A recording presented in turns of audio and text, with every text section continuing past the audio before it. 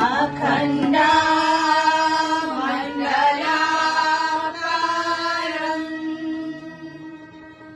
व्यक्तं याना चराचरम्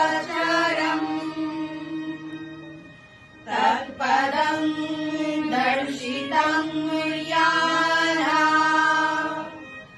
तस्मै श्री गुरवे नमः।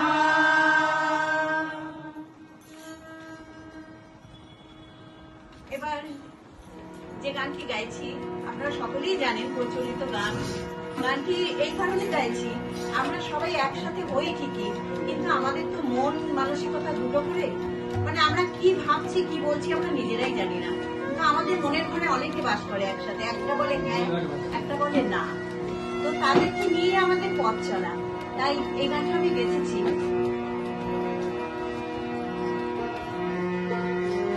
তোমার ঘরে বাস করে,